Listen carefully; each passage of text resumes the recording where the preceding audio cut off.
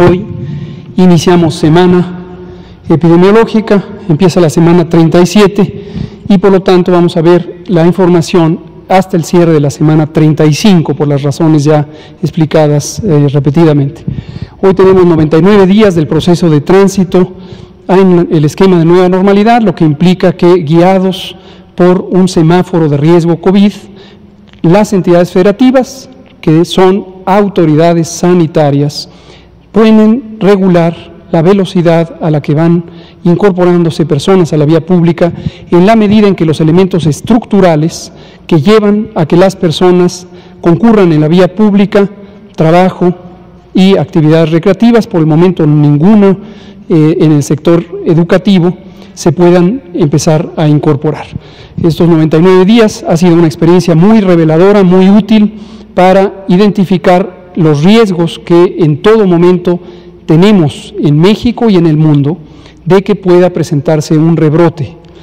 Como conocen y conoce la sociedad mexicana, desafortunadamente en otros países ya se experimentan rebrotes y desde hace varias semanas, aproximadamente 4 semanas, empezó un repunte en el número diario de casos de COVID-19, lamentables defunciones, ocupación hospitalaria, que para algunos de los países es semejante en magnitud a lo que se vivió al inicio de la epidemia en esos mismos países durante el mes de enero, final del mes de enero y el inicio del mes de febrero. ¿México está exento de este riesgo? La respuesta es no, evidentemente no. Y lo hemos dicho, por eso hemos hablado de la epidemia larga, la epidemia que en México se contempló que podía durar desde febrero y hasta octubre, pero además podía estar más allá de octubre, no lo olvidemos, lo hemos dicho en innumerables ocasiones.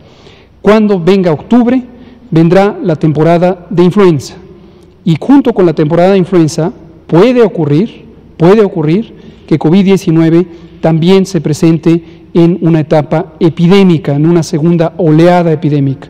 Y esto podría extenderse octubre, noviembre, diciembre, enero, febrero, marzo y hasta abril de 2021, que es exactamente los meses de la epidemia de influenza, que se presenta en todos los países del mundo en esta forma cíclica, en esta forma estacional. Entonces tengamos claro que eso puede ocurrir, tengamos claro también que el mecanismo por el que puede ocurrir propagación epidémica depende del contacto entre personas. Por lo tanto, como lo decimos todos los domingos, pero también lo repetimos a lo largo de la semana, las medidas de precaución, las medidas de prevención de los contagios del virus SARS-CoV-2, que es el causante de COVID-19, esta enfermedad que aqueja a toda la humanidad, las medidas de prevención son relativamente simples, pero si se cumplen de manera masiva, es decir, todas las personas lo hacen, puede tener un impacto muy positivo para reducir el número de contagios y eventualmente agotar los ciclos epidémicos en todos los países. Repetimos las medidas de prevención, mantener la sana distancia, en todo momento procurar estar a 2 metros de distancia, cuando menos 1,5 de toda persona que nos circunde, toda persona, sea familiar o no familiar, conocida, conocido o una persona completamente desconocida, mantengámonos a 2 metros de distancia. Lavarnos las manos repetidamente, ¿cuánto? 10, 15, 20 veces al día. ¿Parece exagerado? No lo es. Hay que hacerlo repetidamente a lo largo del día. ¿Con qué lavarnos las manos? Con agua y jabón preferentemente.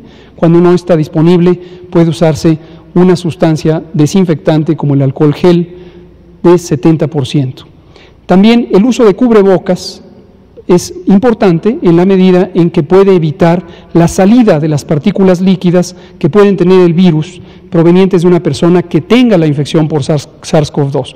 Y como siempre hacemos la advertencia, no confiarnos en que el cubrebocas es una barrera protectora para que no nos lleguen los virus. Esto no tiene una utilidad suficiente y tampoco la evidencia científica es clara o contundente de que usar cubrebocas para la persona saludable que no quiere infectarse es una garantía de que no se va a infectar. Y es muy importante tenerlo claro porque eso nos permite no confiarnos y entonces relajar las otras medidas, como la sana distancia, como el lavado de manos, porque sentimos que estamos protegidas o protegidos con el cubrebocas. Lo que de ninguna manera debe interpretarse como desestimar o desalentar el uso del cubrebocas. Lo importante es tener conciencia clara de para qué lo usamos. Lo usamos para proteger a las demás personas, no lo usamos para protegernos a nosotros mismos. Pero en una condición como es una epidemia, es importantísimo tener este comportamiento solidario, colectivo, generoso, de protección a las otras personas. Este tema ha sido motivo de gran confusión porque ciertas mentalidades con una visión individualista han insistido en el tema del cubrebocas desde una perspectiva científicamente errónea, como si se tratara de una protección individual, cuando no lo es. Por último, es importante recordar que si tenemos síntomas compatibles con COVID o sugerentes de COVID, fiebre, tos, dolor de garganta, dolor de cabeza, dolor de cuerpo en articulaciones y músculos, cansancio, pérdida del olfato, pérdida del gusto, que es de carácter temporal. Hay otros síntomas, la diarrea, que puede presentarse también en personas con COVID. Estos síntomas, durante todo este tiempo, durante todo este año, y hasta que acabe la epidemia, deben hacer pensar que uno puede tener COVID. Si uno mismo o un familiar tiene estos síntomas, hay que pensar que tiene COVID. ¿Y qué hay que hacer? Tener una precaución adicional, en especial para quienes tienen 60 o más años de edad, quienes tienen ciertas enfermedades crónicas, diabetes, hipertensión, obesidad, enfermedad cardíaca o pulmonar crónicas, inmunosupresión por cualquier causa, uso de medicamentos esteroides, cáncer, uso de quimioterapia, o las personas que viven con VIH y han tenido un deterioro importante del sistema inmune. Todas estas personas, si presentan estos síntomas, deben tener la conciencia de que es muy importante acudir lo más pronto posible a un hospital, a una clínica para ser evaluados. Tenemos los hospitales COVID que han sido designados, han sido reconvertidos y ampliados para este propósito. No se espere, por favor no se espere, porque si se espera, usted puede pensar que hoy no pasa nada, que es una enfermedad que se autolimitará, pero si tiene estas condiciones de riesgo que he mencionado, la edad, las enfermedades crónicas, puede ser que se confíe y el primer día no sienta nada, el segundo tampoco, el tercero, pero quizá en el cuarto día podría tener un daño pulmonar muy, muy importante y ya no hubiera posibilidad de hacer varios de los elementos de manejo médico que hemos comentado aquí y que son muy importantes. En especial, identificar si el daño pulmonar es extenso, hacer un monitoreo de la oxigenación sanguínea con oximetría de pulso, también la hidratación, hay que hidratarnos. 2 litros al día al menos, si se tiene fiebre podrían necesitarse 3 litros de agua libre al día. Controlar correctamente y de manera estricta las enfermedades crónicas, el nivel de azúcar en la sangre en las personas con diabetes, la presión arterial en personas con hipertensión. Y además, proporcionar oxigenación con múltiples técnicas que existen antes de pensar en la intubación. Hay personas que tienen una disminución de la oxigenación sanguínea, pero todavía pueden lograr oxigenación apropiada con otras técnicas que no implican la intubación. Si eso se hace de manera temprana, aumenta la probabilidad de que COVID no sea una enfermedad fatal. Vamos a entrar entonces en el informe técnico. Por favor. Aquí tenemos la curva epidémica, ya conocida por todas y todos. Quien es la primera vez que atiende esta conferencia de prensa, recuerden que la curva epidémica es una representación gráfica del número de personas involucradas en un evento, en este caso de una epidemia, el número de casos de personas enfermas. Lo que vemos por la altura de estas líneas, que le llamamos columnas, y de acuerdo a los números que están aquí, se puede interpretar cuál es el tamaño de esas columnas y que representa el número de personas que se han identificado. ¿Cuándo? En cada una de las semanas que están ilustradas aquí. De modo que este es el tiempo y esta es la cantidad de eventos.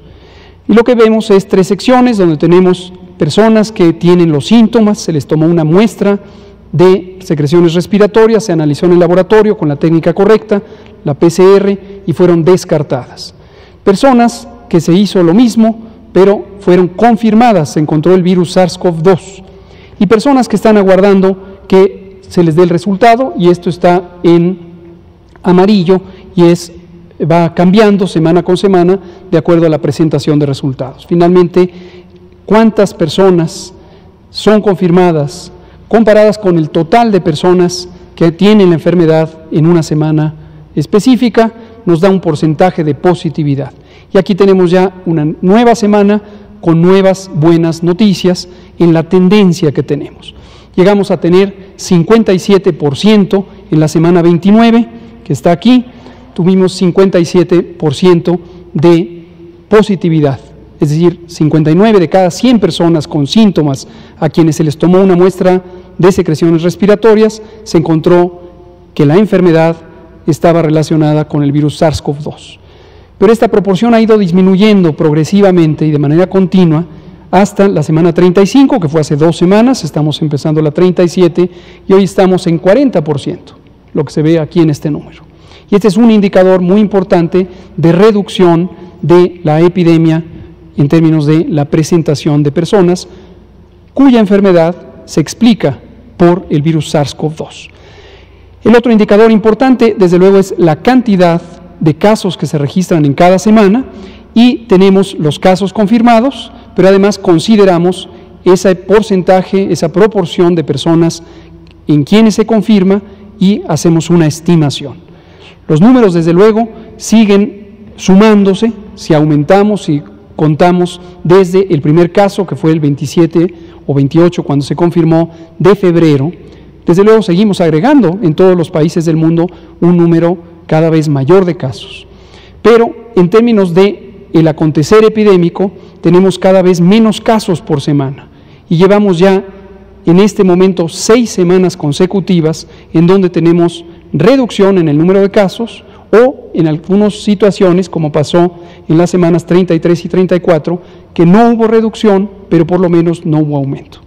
Vamos a ver la siguiente diapositiva, donde vemos otros indicadores útiles. Vean la curva epidémica, subió y llegó a este máximo en la semana 29, esto fue a mitad del mes de agosto, y después hemos tenido a mitad del mes de julio, y después hemos tenido este descenso durante el mes de agosto y lo que llevamos de septiembre.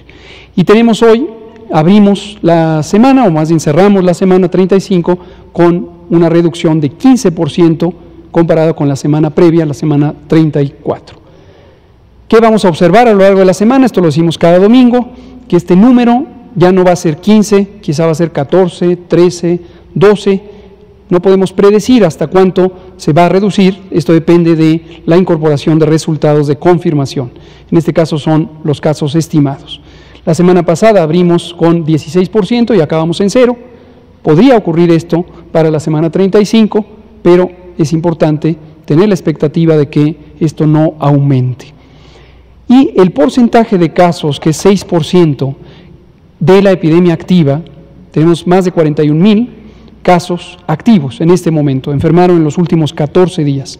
Esa es la epidemia activa. Todo lo demás es una suma histórica, pero todos los demás, el 94% restante, son personas que desafortunadamente perdieron la vida, lo cual siempre hay que lamentar y siempre hay que tener conciencia de esa trágica situación, o bien, como ocurre en la enorme mayoría, se recuperaron en 10 o 15 días, ya no contagian, ya no tienen ninguna alteración, excepto también un segmento de este número, que son las personas que tuvieron enfermedad grave, que estuvieron hospitalizadas y que han requerido un manejo médico prolongado para rehabilitación. La mortalidad también va reduciendo y estos son los indicadores positivos de una epidemia en descenso. Vamos a ver las últimas 2 gráficas, que son la ocupación hospitalaria.